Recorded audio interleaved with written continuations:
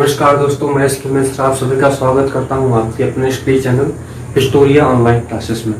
दोस्तों, आज हम आपके मध्य लेकर उपस्थित हैं अफगान एवं सिंध का विलय ब्रिटिश साम्राज्य में। दरअसल में दोनों टॉपिक बहुत ही छोटे और संक्षिप्त टॉपिक हैं, बहुत ज़्यादा महत्वपूर्ण भी नहीं है, लेकिन क्योंकि हम लोग एग्जाम को से ज़्यादा इतिहास को महत्व देते हैं और हमारे चैनल का एम ही है इतिहास को ऐसे पढ़ें जिसके बाद कभी दोबारा न पढ़ें, इतिहास को इतिहास बना दें हम ऐसा पढ़ के, और इसमें क्रमबद्ध अध्ययन के तहत हम किसी भी चीज़ को स्किप नहीं कर सकते हैं। और आज हमारा अफगान और सिंध का विलय टॉपिक है, जिसमें बहुत छोटे छोटे टॉपिक है, मुश्किल से 5 से 7 मिनट का टॉपिक चलेगा। और सबसे पहले हम यह समझ लें कि अंग्रेज इन चीज़ों को क्यों कर रहे हैं, आखिर ऐसा क्या वजह था।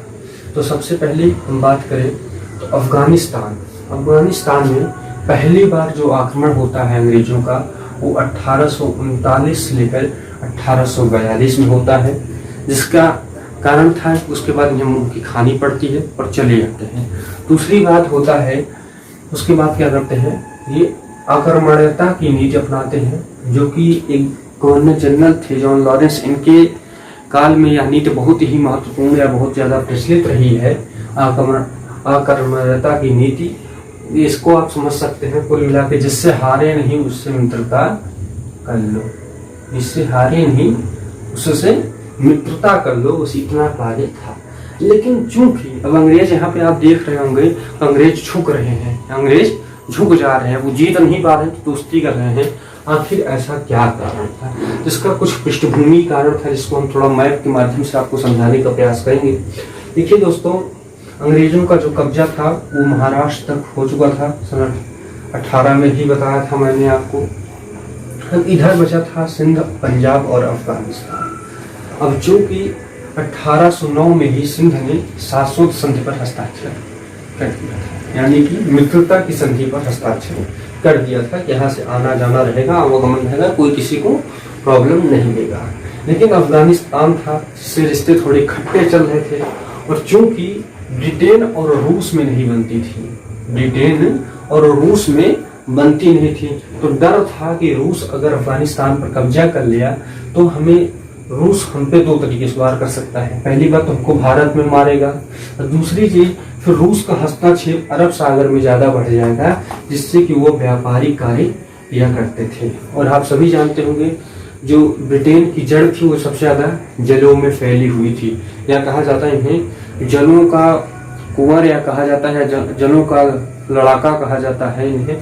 तो जल में किसी प्रकार का हस्तक्षेप नहीं चाहते थे और रूस से इनकी बनती नहीं थी, तो इनको डर था कि रूस कहीं न कहीं अफगानिस्तान को जीत करके इनके अरब सागर पर भी कब्जा करेगा और इधर इनको भारत पर भी मारेगा। और इसीलिए अफगानिस्तान को जीतने का प्रयास करते हैं, और अफगानिस्तान को जब नहीं जीत पाते हैं तो ये क्या करते हैं, अफगानिस्तान से हाथ जोड़ कर दोस्ती कर लेते हैं कि भैया अच्छा तुम हमारे दोस्त ही बनो, जाओ। इस प्रकार से हमने देखा 1839 से 42 प्रथम युद्ध होता है, इसमें अंग्रेजों की हार हो जाती है। फिर आक्रमणीयता की नीति अपना लेते हैं, दोस्ती की नीति अपना लेते हैं, जो कि जॉन लॉरेंस के टाइम पे बहुत ही महत्वपूर्ण नीति है और उसका बहुत ज्यादा उपयोग भी हमें देखने को मिलता है।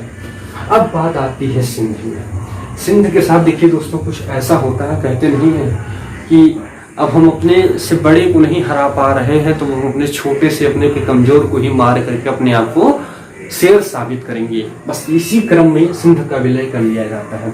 सिंध ने क्या किया, 1809 में शाश्वत संधि यानी मित्रता की संधि पर हस्ताक्षर कर दिया था। 1839 में इसने सहायक संधि पर भी हस्ताक्षर कर दिया था।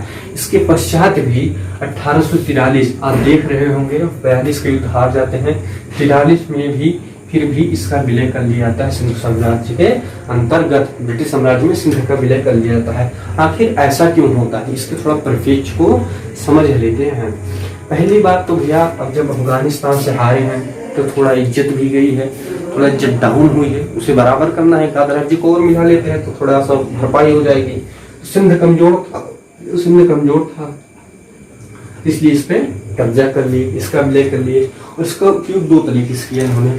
पहली बात तो सिंध से विलय करने के पश्चात अरब सागर में इनका क्षेत्र बढ़ गया, ठीक, जो ये सिंध का क्षेत्र था वो भी अरब सागर से कॉन्टैक्ट में था, अरब सागर पे बढ़ गया।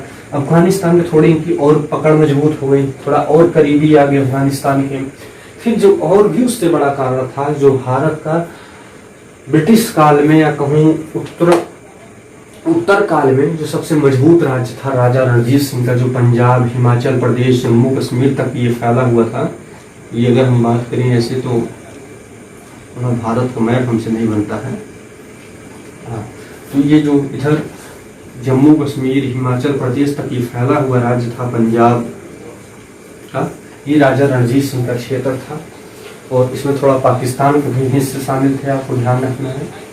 ये राजा रणजीत सिंह का राज्य जो है वो 1792 से लेकर के 1749 तक देखने को मिलता है, या 39 में ही राजा रणजीत सिंह की हत्या होती है, उसे 10 साल बाद विलय कर लिया जाता है, जो कि एक बहुत ही मजबूत और सशक्त राज्य था।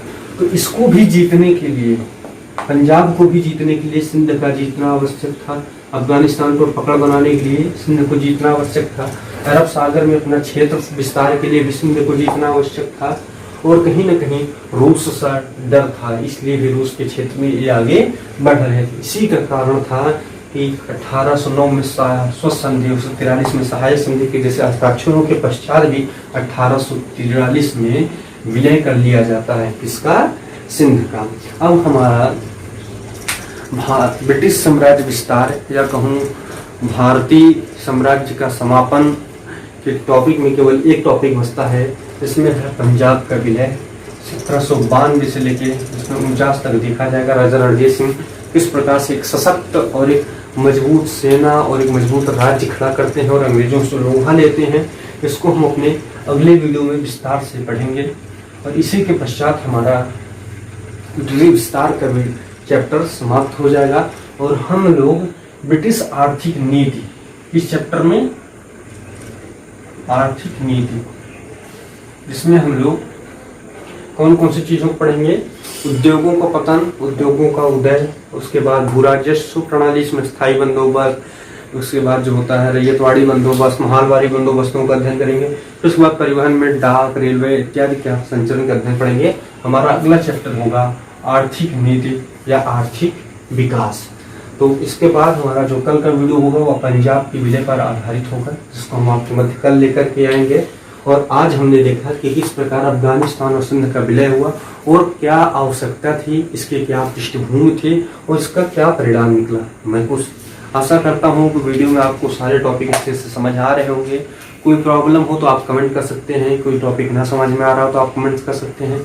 मिलते हैं आपसे नेक्स्ट वीडियो में, तब तक के लिए धन्यवाद। शब्बा खैर, शुभ रात्रि। क्योंकि रात के इस टाइम 2:30 बज रहे हैं, मुझे आपको पढ़ा रहा हूँ तो आंखें थोड़ा रेड हो रही हैं, चुभन भी हो रही है, तो मुझे भी सो जाना चाहिए। और आशा करता हूँ कि मेरी मेहनत, मेरा पढ़ाया हुआ आपको समझ आ रहा होगा, तो आप वीडियो को लाइक करने और सब्सक्राइब करने से भागेंगे नहीं। धन्यवाद, नमस्कार।